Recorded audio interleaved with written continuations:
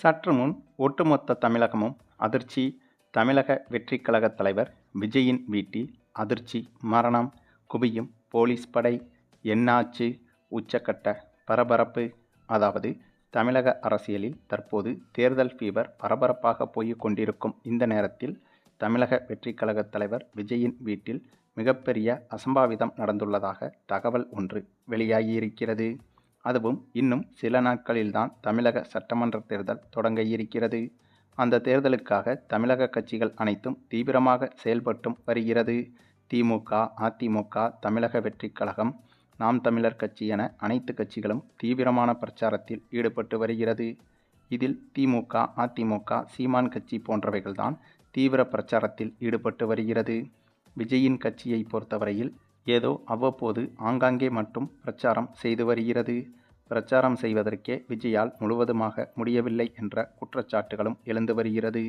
70 வயதை கடந்த முதல்வர் ஸ்டாலின் தீவிரமான தேர்தல் பிரச்சாரத்தில் பம்பரமாக சுற்றி கொண்டிருக்கும் அதே நேரத்தில் கிட்டத்தட்ட திரைப்படத்தில் ஓடி ஆடி சண்டை போடும் அந்த இளமை துள்ளலில் இருக்கும் விஜயால் முதல்வர் ஸ்டாலின் அளவிற்கு அரசியல் களத்தில் பிரச்சாரங்களில் செயல்பட முடியவில்லை என்பதுதான் வேடிக்கையாக இருக்கிறது. அதுவும் விஜயின் கட்சியை பொறுத்தவரையில் விஜய் கட்சி தொடங்கிய போது இவருக்கு இருந்த வரவேற்பு என்பது போக போக மக்களிடையே வெகுவாக குறைந்துவிட்டது. அதை சமீபத்தில் வெளியான கருத்து கணிப்புகள் மூலம் தெள்ளத் தெளிவாக பார்க்க முடிந்தது. ஆரம்பத்தில் விஜய்க்கு 20%க்கும் அதிகமான வாக்கு சதவீதம் இருப்பதாக கருத்து கணிப்புகள் கூறி வந்தது. ஆனால் சமீபத்தில் வெளியான முக்கியமான கருத்து கணிப்புகளை எடுத்துக்கொண்டால் விஜயின் கட்சிக்கு ஒரு சில கருத்து கணிப்புகள் 18% சொல்கிறார்கள். ஒரு சில கருத்து கணிப்புகளில் 15%, 12%, 10% என இவ்வளவுதான் விஜயின் கட்சிக்கு வாக்கு சதவீதம் இருப்பதாக கருத்து கணிப்பு முடிவுகள் வெளியாகியிருக்கிறது. இவை அனைத்துக்கும் முக்கிய காரணம் விஜயின் அரசியல் செயல்பாடுகள் என்பது மக்களிடம் எடுபடவில்லை என்பதுதான் நிதர்சனமான உண்மை. புதிய அரசியலை செய்யப் போகிறேன் என்று அரசியலை செய்ய தெரியாமல் அரசியல் களத்தில் தடுமாறி வருகிறார் விஜய். அதே சமயம் ஏற்கனவே அரசியலில் சொதப்பி வரும் விஜய்க்கு அவருடைய ஜனநாயகன் பட பிரச்சனை என்பது இப்போது பூதாகரமாக வெடித்திருக்கிறது. ஏற்கனவே இந்த ஜனநாயகன் படம் ரிலீஸ் ஆவதிலும் சிக்கல் ஏற்பட்டது. சென்சார் விவகாரத்தில் நீதிமன்றம் வரை சென்று இப்போது தேர்தல் ஆணையம் வரையிலும் இந்த படம் சிக்கியிருக்கிறது. தேர்தலுக்காகவே ரிலீஸ் செய்வதற்காக எடுக்கப்பட்ட படம்தான் இது. ஆனால் தேர்தல் முடிந்த பிறகுதான் இப்போது ரிலீஸ் செய்ய முடியும் என்று தேர்தல் ஆணையத்தாலேயே அறிவிக்கப்பட்டுவிட்டது. ஆக மொத்தம் திரைப்படத்தில் நடித்து கொண்டிருக்கும் போது திரைப்பட பணிகளையாவது சிறப்பாக செய்து கொண்டிருந்தார் விஜய். ஆனால் அரசியலுக்கு வந்த பிறகு அரசியலையும் சரிவர செய்ய தெரியவில்லை, திரைப்படத்தையும் சரியாக கையாளத் தெரியவில்லை என்றுதான் சொல்ல வேண்டும். ஏனென்றால் ஏற்கனவே ஜனநாயகன் படம் ரிலீஸ் ஆவதில் பல சிக்கல்களை சந்தித்து வரும் இந்த நேரத்தில் சமீபத்தில்தான் ஜனநாயகன் படம் இணையத்தில் லீக்கானது. அதுவும் முழு படமும் வெளியானது. இதுதான் விஜய்க்கு மிகப்பெரிய பின்னடைவாக மாறியது. இந்த பிரச்சனை இப்போது பூதாகரமாக வெடித்திருக்கிறது. அதாவது இந்த படத்தை யார் சட்டவிரோதமாக வெளியிட்டார் என்ற பல கேள்விகள் எழுந்து வருகிறது. இது சம்பந்தமாக புகார்களும் கொடுக்கப்பட்டிருக்கிறது. இந்த புகார்களுக்கு பின்னால் விசாரணைகளும் தீவிரமாக நடந்து வருகின்றன. அதே சமயம் இந்த படத்தை விஜயின் தரப்பே வெளியிட்டு இருக்கும் என்ற அந்த ஒரு குற்றச்சாட்டும் எழுகிறது. அதற்கு காரணம் இந்த படம் முழுக்க முழுக்க அரசியலை மையப்படுத்தி தான் எடுக்கப்பட்டது என்பது அனைவரும் அறிந்ததுதான்.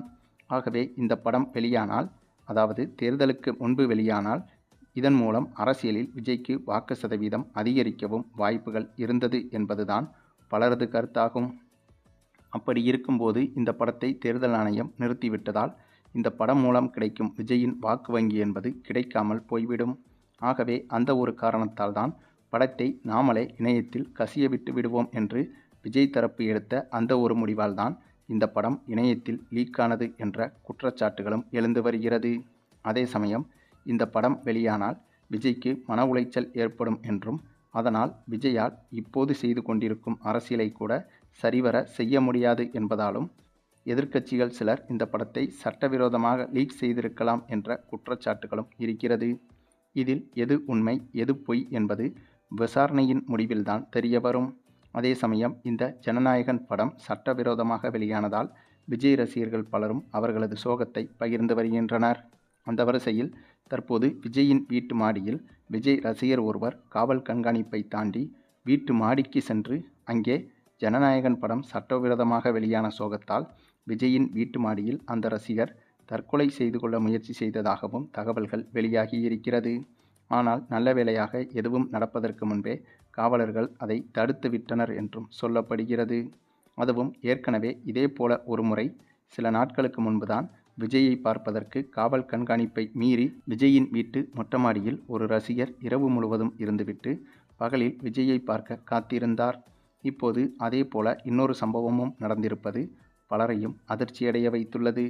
அதே சமயம் ஒரு படத்திற்காக தன்னுடைய உயிரையே இழக்கத் துணியும் இதுபோன்ற மூடத்தனமான ரசிகர்களை நம்பி விஜய் அரசியல் தொடங்கினால் எப்படி இருக்கும் என்ற அந்த ஒரு கேள்விகளும் எழுந்திருக்கிறது. அதே சமயம் இந்தளவுக்கு தனக்காக உயிரையே கொடுக்கும் அளவுக்கு இருக்கும் ரசிகர்களுக்கு விஜயால் இப்படியாக தெளிவான அரசியலை செய்ய முடியுமா என்ற கேள்விகளும் எழுந்துள்ளன. அதற்கு காரணம் பிரச்சாரம் செய்வதற்கே ஒழுங்காக விஜயால் வர முடியவில்லை. அப்படி இருக்கும்போது அரசியல் செய்வது என்பது மிகவும் கடினம். அது மட்டுமில்லாமல் ஒருவேளை விஜய் இந்த தேர்தலில் ஜெயித்துவிட்டால் முதல்வராக பணியாற்றுவது என்பது மிக மிக கடினமான வேலை. ஆனால் விஜயின் தற்போதைய நடவடிக்கைகளை பார்க்கும்போது தேர்தலில் வெற்றி பெறுவதற்காக களமிறங்கவில்லை என்பதைப் போலத்தான் தெரிகிறது. ஏதோ வேறொரு காரணத்திற்காகத்தான் பொழுதுபோக்கிற்காக அரசியலுக்கு வந்தது போலத்தான் விஜயின் செயல்பாடுகள் இருந்து வருகின்றன. இதில் இந்த ஜனநாயகன் படம் பிரச்சனை வேறு இப்போது மீண்டும் நாளுக்கு நாள் திடீரென புது புது பிரச்சனைகளை கொண்டு வந்து கொண்டிருக்கிறது. அது மட்டுமில்லாமல் சமீபத்தில் வெளியான மற்றொரு படம் ஒன்றும் விஜயின் அரசியலை சின்னாபின்னமாக மாற்றியிருக்கிறது. நடிகர் நட்டி என்பவர் நடித்த TN 2026 CM என்ற படம் என்பது முழுக்க முழுக்க விஜயின் கட்சியை மையப்படுத்தி எடுத்துள்ளதாக சொல்லப்படுகின்றன. இந்த படத்தில் விஜய் எதற்காக அரசியலுக்கு வந்திருக்கிறார் என்ற அந்த உண்மையான முகத்தை தோல் உரிப்பது போலத்தான் பல காட்சிகள் வைக்கப்பட்டுள்ளதாகவும் தெரிகிறது. ஆக ஏற்கனவே இவர் நடித்த ஜனநாயகன் படத்தால் இவருக்கு பல பிரச்சனைகள் தினந்தோறும் வந்து கொண்டிருக்கும் அதே நேரத்தில் இப்போது இந்த TN 2026 CM என்ற படத்தின் மூலமாகவும் விஜய் கட்சிக்கு புதிய பிரச்சனை என்பது உருவாகியிருக்கிறது. அதே சமயம் என்னதான் இவரின் தவறான அணுகுமுறைகளால் தான் இவ்வளவு விஷயங்கள் நடந்திருக்கிறது என்று சொன்னாலும் கூட இந்த மனுஷனுக்கு நாளுக்கு நாள் இவ்வளவு பிரச்சனையா என்று ஒரு வகையில் இவரை நினைத்து வேதனைப்படவும் தோன்றுகிறது. அரசியலுக்கு வந்தது குத்தமாடா, என்னைய போட்டு இந்த அடி அடிக்கிறீங்க நாலா பக்கமும் அப்படின்னு விஜயே கதற அளவுக்குத்தான் விஜயின்க்கு பிரச்சனைகள் என்பது அடுத்தடுத்து வந்து கொண்டிருக்கிறது. சரி, நீங்கள் சொல்லுங்கள், ஜனநாயகன் படத்தை இணையத்தில் எந்த தரப்பினர் வெளியிட்டிருப்பதற்கு வாய்ப்புகள் இருக்கிறது என்பதை பற்றியும் விஜயின் அரசியல் தமிழக மக்கள் மத்தியில் இந்த தேர்தலில் எடுபடுமா என்பதை பற்றியும் உங்களுடைய கருத்துக்களையும் கமெண்டில் தெரிவிங்க. மேலும் இந்த வீடியோ பிடிச்சிருந்தா லைக் பண்ணுங்கள், மற்ற அனைவருக்கும் ஷேர் பண்ணுங்கள், மறக்காமல் நம்ம சேனலை சப்ஸ்கிரைப் பண்ணுங்கள்.